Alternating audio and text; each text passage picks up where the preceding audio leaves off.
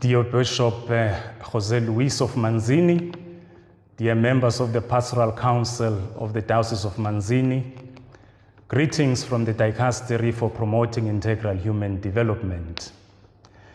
The encyclical of Pope Leo XIV, Magnifica Humanitas, which translates literally to Magnificent Humanity or the Grandeur of Humanity, is what we call in the Church Catholic social teaching or the social doctrine of the Church.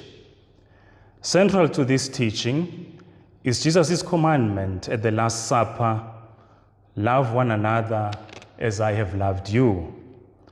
Pope Leo XIV is inviting us to love one another in this age of artificial intelligence. He invites us to safeguard the human person created in the image of God. So if you miss something in what I will be saying, just remember this. The Holy Father, Leo XIV, has written Magnifica Humanitas with the aim of inviting the whole world to safeguard the dignity of the human person. Before speaking of the contents of the encyclical, allow me to highlight one matter. Pope Leo XIV chose the name Leo, having been inspired by Pope Leo XIII, who published an encyclical to safeguard the human person in the context of the Industrial Revolution some 135 years ago. Now, Pope Leo sees a new revolution, a technological revolution, and the need to protect the dignity of the human person, to ensure that the person is not reduced to data, thus safeguarding the human person.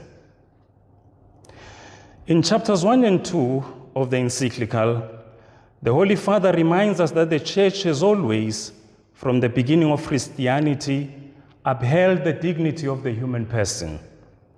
This is evident from the New Testament and the teaching of the Church right up to today.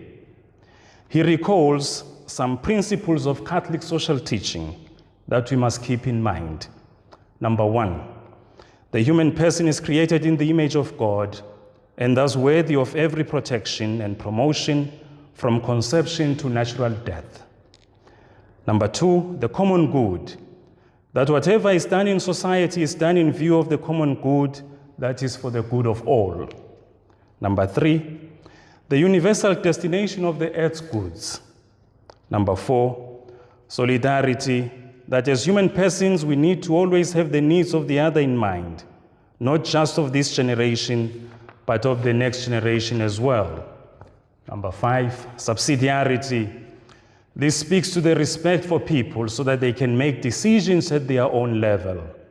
Number 6, the principle of social justice, which gives rise to a social order politically and economically, especially for the vulnerable, making sure that no one is left behind. Adhering to this principle, therefore, allows for integral human development. By integral human development, we mean a process in which the growth of individuals and peoples encompasses all dimensions of existence and opens the future to subsequent generations as well. The Holy Father also indicates that Catholic social teaching is an examination of conscience also for the Church. In chapter 3 of the encyclical, the Holy Father speaks of technology and its dominance, asking the question, what are we as the human species building today? He uses two biblical images. On the one hand, he uses the image of the Tower of Babel, and on the other hand, he uses the image of Nehemiah in the book of Nehemiah. The project of the Tower of Babel speaks of pride and ambition. It dominates and ultimately dehumanizes. On the other hand, the ruins of Jerusalem, which under Nehemiah's direction are rebuilt piece by piece, is a project of shared responsibility. The Holy Father affirms thus, in themselves, these innovations, these technological innovations can greatly serve integral human development and the care of our human home, or our common home. However, we need to avoid the misconception of equating this type of intelligence with that of human beings.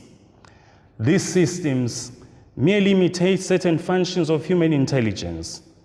So-called artificial intelligences do not undergo experiences, do not possess a body, do not feel joy or pain, do not mature through relationships, and do not know from within what love, work, friendship, or responsibility mean. Nor do they have a moral conscience, since they do not judge good and evil, grasp the ultimate meaning of situations, or bear responsibility for consequences.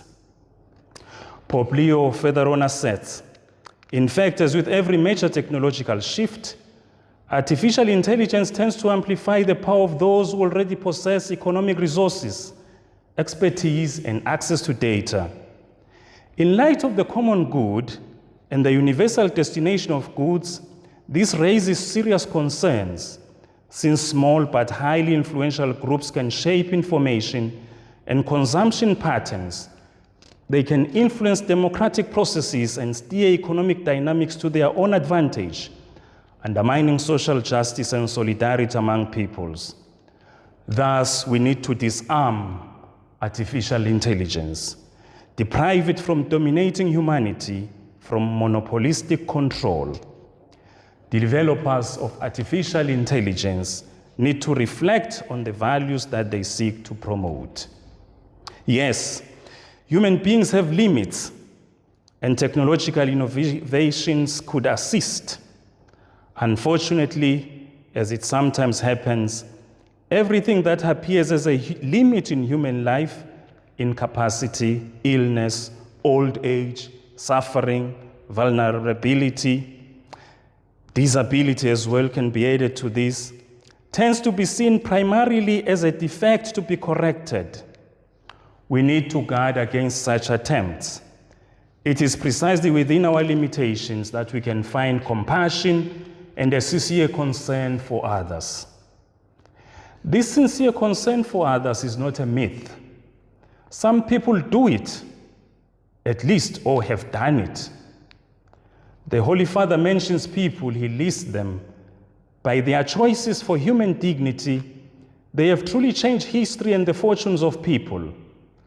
Among these, the Holy Father mentions Nelson Mandela, who, by reconciling different races in South Africa, changed the history of that country.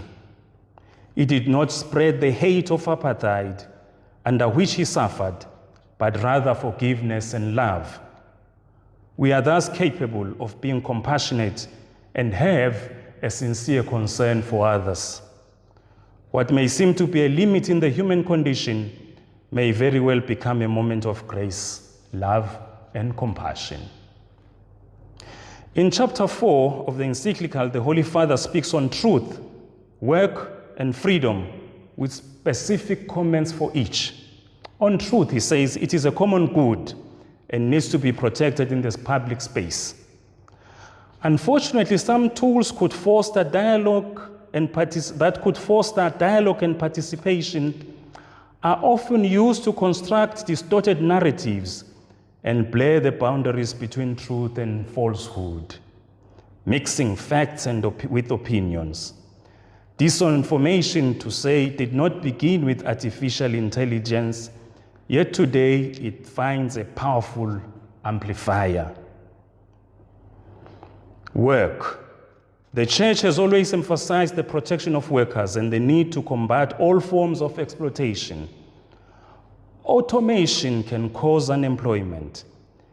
Every introduction of automation and artificial intelligence should be accompanied by verifiable measures to protect the employment, retraining, and participation of workers. Freedom. He exhorts us to watch out for digital addictions, as they may become a new form of slavery. There is a need here for parents to note how their children use artificial intelligence. Think of doom scrolling. In this chapter of chapter 5, which is the last chapter of the encyclical, the Holy Father invites us to build together a civilization of love. Let us avoid pride and power. Let us disarm our words. Let us build peace through justice. In whatever we do, let us adopt the view of victims. See things from the point of view of victims. Let us revive dialogue among peoples. And finally, let us pray. Let us never tire of praying for peace and of committing ourselves to achieving it in our relationships and in society. And now I come to us, the Church in Eswatini in particular. This encyclical invites us to reflect a lot more on the principles of Catholic social teaching. Let us always uphold the dignity of the human person created in the image of God. Let us hold on to the common good. Whatever we do or decide upon in this country or community or even in the parish should be for the benefit of all. The universal destination of goods. We have a few that have everything in Eswatini, and about 60% of the population is poor. This is not acceptable. Worse, in a country that prides itself as Christian.